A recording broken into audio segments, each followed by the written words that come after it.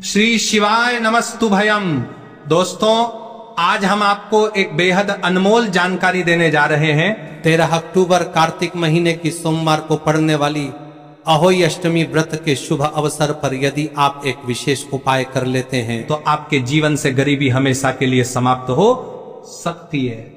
दोस्तों, इन पौधे में चमत्कारी गुण होने के साथ साथ इनमें बहुत से ऐसे औषधीय गुण हैं जिनका उपयोग विभिन्न प्रकार की बीमारियों को हमेशा के लिए नष्ट करने के लिए किया जाता है। साधारण भाव में हम इन पौधे को पारसपथरी के समान कह सकते हैं, क्योंकि इनके छूने मात्र से हमारी गरीबी दूर हो जाती है। और अगर आप इन पौधों की जड़ को 13 अक्टूबर अहोई अष्टमी व्रत नियमों द्वारा घर ले आते हो और उसका उपयोग हमारे बताए हुए नियम द्वारा कर लेते हो तो आपको करोड़पति बनने से दुनिया ही कोई ताकत नहीं रोक सकती। 1 महीने के अंदर करोड़पति बन जाओगे। आपके घर में जो दाना आएगा उसमें वृद्धि होगी। भूख है कि आपकी 7 पुस्तक तक करेंगे। रूपों पैसों पर राजभक्तों में माता रानी की सौगंध खाता हूं। अगर आपने इस वीडियो को सच्चे हृदय से देखा तो आपकी हर मनोकामना इच्छा पूरी होगी। आज मैं आपको इस वीडियो में इन पौधे से जुड़ा एक ऐसा चमत्कारी गुण बताऊंगा। अगर आपने उसे कर लिया तो यह मानिए आपकी जिंदगी प्रबल हो जाएगी। आपके घर में धन आने के जानना पर आते आपकी तरीका कार भी सब चमत्कारी गुण बताऊंगा। जानना पर आते अवसर बढ़ावत कर रहे हैं। इसके दोबारा हम तमाम के लोगों की गर्मी होगी, जबकि हर मनोकामना जाएंगे। घर में इतना धन आएगा कि वह खर्च होने का नाम ही नहीं लगा। बस जो उपाय आपको बताया जाए वो उपाय कर लेना। पर भक्तों, आपसे एक छोटा सा अनुरोध है कि वीडियो को पूरा देखने पर ही लाभ की प्राप्ति होगी और इस तरह से हम आपको उपाय बताएंगे। उसी तरह से अगर आपने कर लिया तो करणी मंत्र से आपको लाभ ही लाभ होगा। सच्चे हृदय से जो भी भक्त उपाय करता है उसे लाभ जरूर प्राप्त होता है। भक्तों, आपकी जानकारी के लिए पूरा जर रही है, वो जर रही है। बता दें, इस बार अहोई अष्टमी व्रत है, वह 13 अक्टूबर से शुरू हो रही है। यह अहोई अष्टमी व्रत बहुत ही शक्तिशाली होली होने वाली है, क्योंकि इस दिन आप जो भी उपाय करोगे वह कारगर सिद्ध होते हैं और लाभ ही लाभ होता है। यह चमत्कारी पौधा हम आपको बताएंगे। ये सभी पौधे जागृत अवस्था में होते हैं और प्रत्येक पौधे में किसी न किसी देवी देवता विराजमान होते हैं, उनकी शक्ति होती है। भक्तों, अगर आप इस पौधे की जड़ को घर ले आते हो तो माता दुर्गा के साथ साथ धन की देवी माता लक्ष्मी से आपको अपार धन सुख की प्राप्ति होगी। भक्तों, आज हम आपको जी जड़ी बूटी के बारे में बताने जा रहे हैं। उसे अमृत बूटी भी कहते हैं। यूं कहे कि संजीवनी बूटी के समान है, इसलिए इस जड़ी बूटी को मामूली समझने की भूल भी मत करना। ये कोई साधारण जड़ी बूटी नहीं है। इसके उपाय इतने चमत्कारी हैं कि अगर आप इन उपायों को जान लेते हो तो आपकी आंखें फटी की फटी रह जाएंगी। भक्तों, सभी जानकारी हम आपको बारी बारी से बताएंगे, इसीलिए अभी इस वीडियो को लाइक कर दीजिए और कमेंट बॉक्स में लिख दीजिए जय मां लक्ष्मी, जय भगवान शिव, जिससे कि सभी देवी देवताओं की कृपा आप पर और आपके पूरे परिवार पर बनी रहे। भक्तों, चलिए जान लेते हैं। भक्तों, आप हमारी वीडियो में देख सकते हैं ये पौधा दिखने में बहुत ही साधारण है, लेकिन इसके गुण और साधारण है। अगर ये आपके घरों के आसपास में है तो इसे साधारण पौधा समझ करके देखने की भूल मत करना। इसका जो आज हम चमत्कारी गुण बताएंगे, आयुर्वेदिक प्रयोग, धन प्राप्ति के उपाय बताएंगे कि किस प्रकार से इसका कौन से हिस्से का प्रयोग होता है।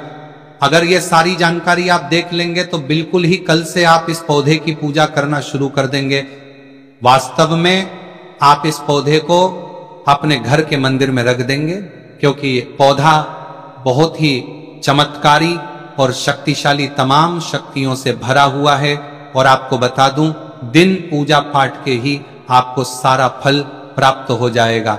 खाने का मतलब है, इसके जब आप चमत्कारी गुण समझेंगे तो आपकी आंखें फटी रह जाएंगी।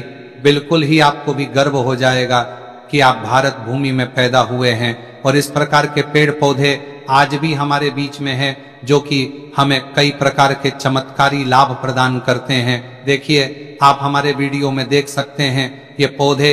इस पौधे को कई जगह लटजीरा के नाम से जानते हैं, कई जगह इस चिड़चिड़ा के नाम से भी जानते हैं, कई जगह के नाम से भी जानते हैं। हो सकता है आप दूसरे राज्य में हो, या फिर कहीं से आप हमारी वीडियो को देख रहे हो, या फिर दूसरे देश से देख रहे हो, तो इसे अलग अलग प्रति में, अलग अलग जगह में, अलग अलग हिस्सों में अलग अलग नाम से जाना जाता है। लेकिन वीडियो में देख कर के आप इसे समझ सकते हैं। तो खासकर ये जो पौधा है, इसे लटजीरा के नाम से भी बहुत से लोग जानते हैं। और इसे अपामार्ग क्यों बोला जाता है? क्योंकि ये उल्टा चलता है। इसके जो बीज होते हैं बिल्कुल ही उल्टे होते हैं, जो कि कांटेदार होते हैं। अगर आप इन बीजों को अपने हाथों से ऊपर से नीचे की तरफ लगे तो वास्तव में ये भी आपके हाथ में छुप जाएंगे।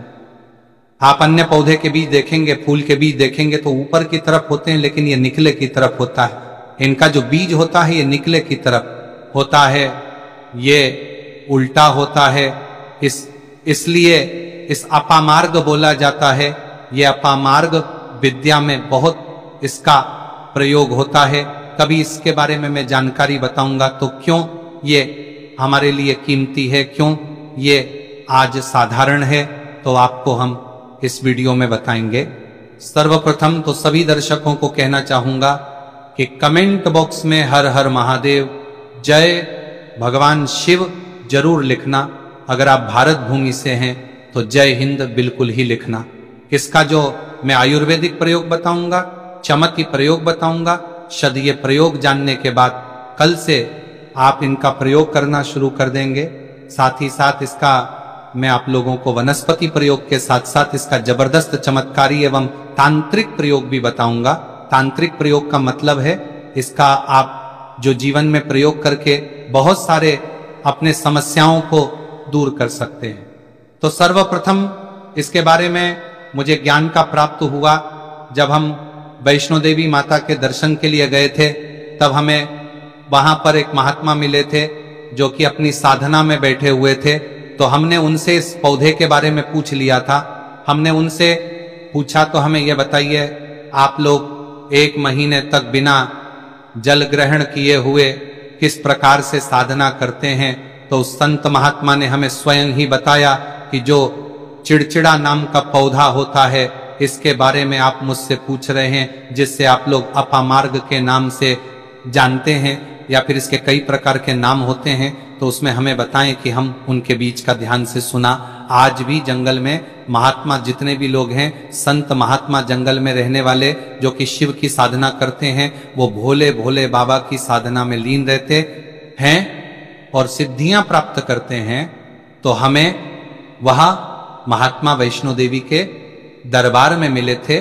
उसके बाद वह साधना करने के लिए ही बैठे थे। तो हमने उनसे ये पूछ लिया था। तब उन महात्मा ने हमें बताया कि उनके बीच की खिचड़ी बनाया जाता है और उनके 2 चम्मच खिचड़ी खाना होता है। अगर आप उनके बीच का खिचड़ी बना करके 2 चम्मच खा लेते हैं तो आपको 1 महीने तक भूख प्यास नहीं लगती है। तो संत ने हमें बताएं कि 1 महीने तक हमें भूख और प्यास नहीं लगती। फिर हम लंबे समय तक जब साधना करते हैं, हमारे धर्मशास्त्रों में यह भी कहा जाता है, जो मनुष्य साधना करके भोलेनाथ को प्रसन्न कर लेता है तो उसके सारे दुख दर्द कष्ट दूर हो जाते हैं। जिस इंसान के ऊपर भोले बाबा का आशीर्वाद प्राप्त होता है, वह इंसान सबसे धनी श्रेष्ठ बुद्धिमान होता है। वैसे तो भोले बाबा थोड़ी सी पूजा पाठ में ही प्रसन्न हो जाते हैं, लेकिन कुछ ऐसे नियम हैं, इसके प्रयोग से, उनकी पूजा करने से लाभ की प्राप्ति होती है। तो उन महात्मा ने हमें बताया कि इस पौधे के जड़ में मां गंगा का वास होता है। जी हां, बिल्कुल ही मां गंगा का वास होता है।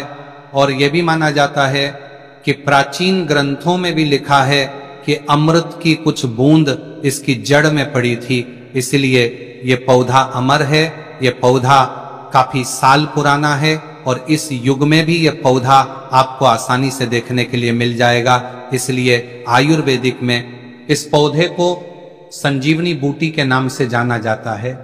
भक्तों, आपको क्या करना है? अहोई अष्टमी व्रत के समय जिस स्थान पर आप माता रानी की पूजा करते हैं, उस स्थान पर आपको जाना है।